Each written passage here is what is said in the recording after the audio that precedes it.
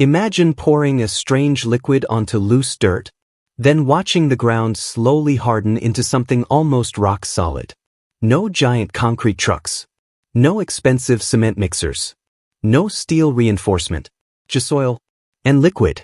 First, it sounds fake, like internet nonsense. But the strange part is, scientists have been experimenting with soil-hardening liquids for decades. And some of the results shocked engineers. Because certain chemical binders can dramatically increase the strength of ordinary earth, clay, even loose desert soil. And once those particles lock together, the ground starts behaving very differently. Harder, denser, more stable, almost like artificial stone. Now here's where things get interesting. Human beings have been strengthening dirt for thousands of years. Long before modern concrete existed. Ancient roads, fort walls, compressed earth homes, Roman foundations. Everything built using versions of soil stabilization. Because dirt alone is weak. But stabilized earth? That changes everything. Now modern concrete eventually became dominant. And for good reason. Concrete is strong, reliable, mass-producible. But it's also expensive, heavy, energy-intensive, and one of the largest industrial pollution sources on Earth. That's the hidden part most people never hear. Concrete production releases enormous amounts of carbon dioxide globally every year, especially cement manufacturing. Now imagine if ordinary soil could be strengthened locally instead. Less transport, less industrial material, less cost. That idea fascinated engineers for decades. And one category of strange liquids became surprisingly important. Soil stabilizers. Now here's the crazy part. Some soil stabilizers don't just coat dirt. They chemically bind particles together. That's the secret. Once individual soil grains lock into a denser structure, compression strength rises dramatically. And under the right conditions, the ground can become shockingly hard. Now here's where people usually misunderstand this technology. It's not magic liquid instantly creating superhero concrete. Different soils behave differently. Clay behaves differently than sand. Moisture matters. Pressure matters. Curing matters. Everything affects strength. But under proper conditions, stabilized earth can become incredibly durable. Now here's where history becomes fascinating. Ancient civilizations already understood primitive versions of this concept. Builders mixed lime into soil, ash and earth, natural binders into roads and walls. Because changing soil chemistry changes structural behavior. Simple material science. Now imagine ancient workers discovering that certain mixtures hardened dramatically after drying. That discovery changed construction forever. Now here's another strange thing. Modern engineers still use soil stabilization constantly today. Road construction, airport runways, military bases, dam reinforcement, mining operations. Everything depends heavily on stabilizing weak ground before building. Because unstable soil destroys structures. Now here's where these liquids became especially important. Remote areas, deserts, disaster zones. Places where transporting huge amounts of concrete becomes difficult or expensive.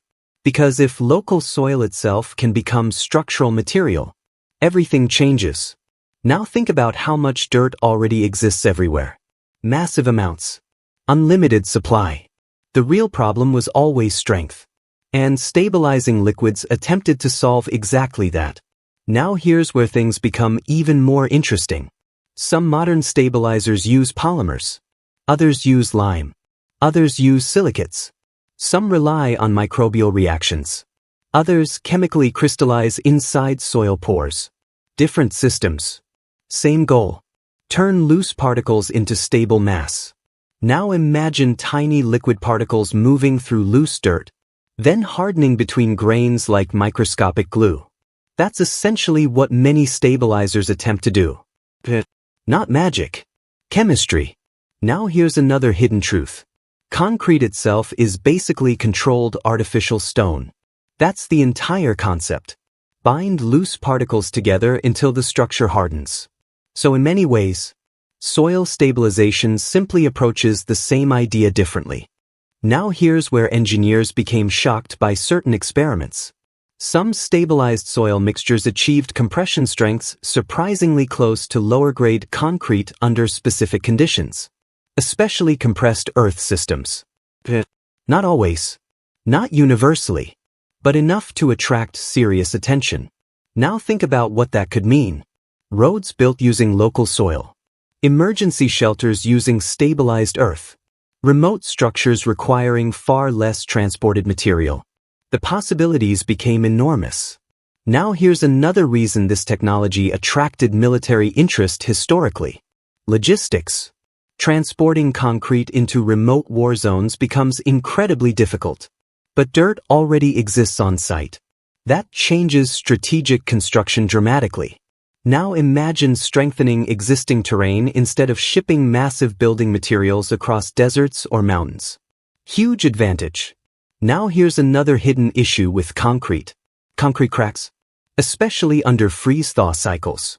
Water infiltration. Ground movement. That's why modern infrastructure constantly requires repair. So engineers kept searching for alternative stabilization methods, improving flexibility and soil integration. Now here's where polymer stabilizers became especially interesting. Some created surprisingly water-resistant surfaces once cured properly. Road dust decreased. Erosion decreased. Soil movement slowed dramatically. Different systems. Different results.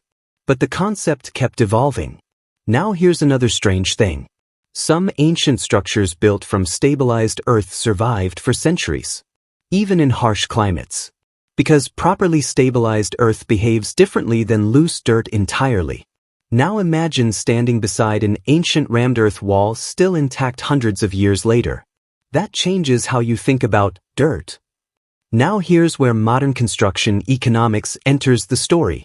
Concrete became industrialized massively during the 20th century. Entire supply chains formed around cement production, trucking, steel reinforcement, industrial batching, massive infrastructure investment. And once industries scale globally, alternative methods struggle for attention, especially methods reducing dependence on industrial material consumption. Now think about how many industries profit from conventional construction systems remaining dominant. Cement, steel, transportation, heavy equipment, everything interconnected. Now here's another hidden truth. Many alternative building technologies don't disappear because they completely fail. They disappear because standardization favors existing systems already controlling markets. That pattern repeats constantly throughout history. Now here's where environmental pressure changed the conversation again. Concrete production contributes heavily to global emissions. And suddenly, researchers began revisiting soil stabilization more aggressively, especially sustainable construction systems. Because strengthening existing soil consumes far fewer transported resources in some applications. Now imagine reducing massive concrete dependence even partially. The economic implications become enormous. Now here's another thing people misunderstand. Soil stabilization isn't only about buildings. Roads matter even more. Weak roads fail constantly from water and movement. Stabilized soil dramatically improves load distribution underneath road surfaces.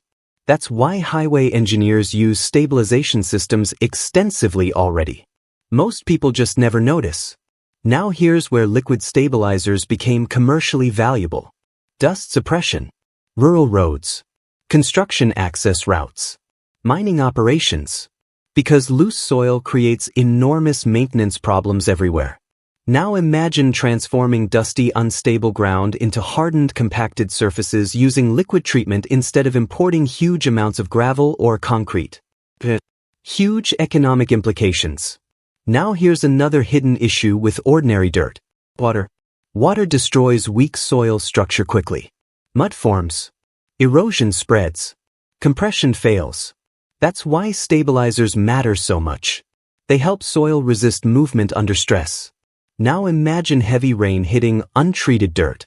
Then compare that to stabilized compacted soil resisting erosion dramatically better. The difference becomes obvious fast. Now here's another fascinating development. Scientists even experimented with bacteria-based soil stabilization.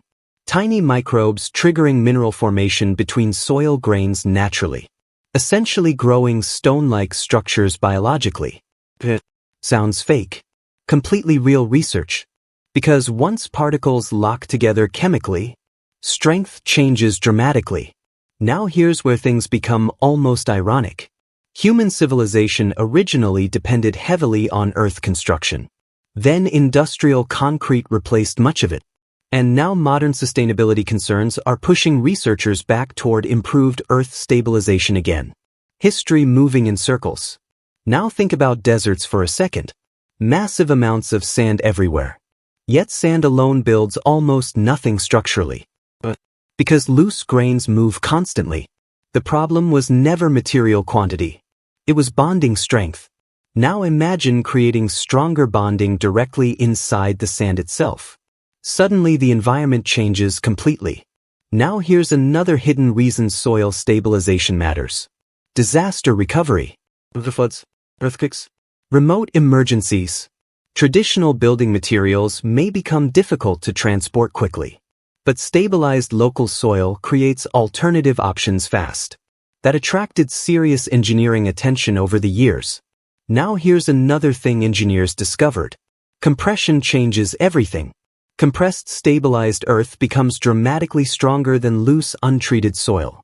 That's why pressure matters heavily during construction. Now imagine squeezing stabilized earth particles tightly together while binders cure internally. The final structure behaves completely differently afterward. Simple physics. Now here's another strange truth. Many people assume dirt structures automatically mean weakness because they imagine loose mud huts. But stabilized engineered earth behaves nothing like loose dirt. Huge difference. Now here's where some companies overhyped these technologies historically. Claims stronger than steel. Unbreakable roads. Miracle chemistry. That hype damaged credibility sometimes. Because real engineering depends on conditions. Testing. Load requirements. Climate. Drainage. Everything matters. Now imagine poorly stabilized soil exposed to extreme water conditions. Failure still happens. That's why engineering standards exist. Now here's another hidden issue. Concrete itself also fails constantly when improperly designed. But people rarely blame concrete universally. Engineering always depends on application. Same with stabilized soil. Now here's where things become especially important for developing regions. Concrete costs can become devastatingly expensive in remote areas. But local earth already exists. That changes affordability dramatically. Now imagine entire communities building durable structures using mostly stabilized local soil instead of importing huge industrial materials. That possibility attracted enormous global interest repeatedly. Now here's another thing most people never hear. Some stabilized earth buildings achieve excellent thermal performance too. Because thick earth walls regulate heat differently than thin modern construction. Cooler during daytime. More stable overnight. Ancient builders understood this centuries ago. Now think about how strange this really is. Human beings built with earth for thousands of years. Then abandoned much of that knowledge during industrial expansion.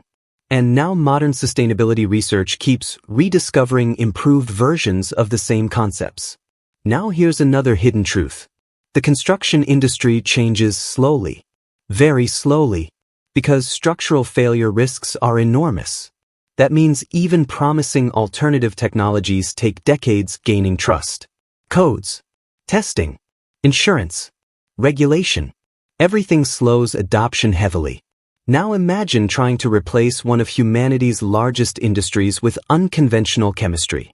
Resistance becomes inevitable. Now here's another reason concrete stay dominant. Predictability. Builders know exactly how it behaves. Standardization matters enormously at industrial scale. Alternative stabilization systems often vary more depending on local soil conditions. That complexity slows mass adoption. Now here's the ironic part. The forgotten liquid wasn't really forgotten by engineers at all. soil stabilization research never stopped. Most homeowners simply never hear about it because it exists mostly inside industrial engineering and infrastructure worlds. Quietly, behind the scenes.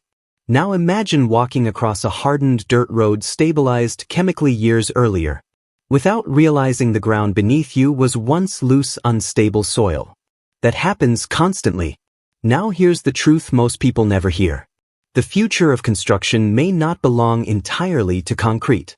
It may belong to smarter combinations of local materials, better chemistry, and less wasteful engineering.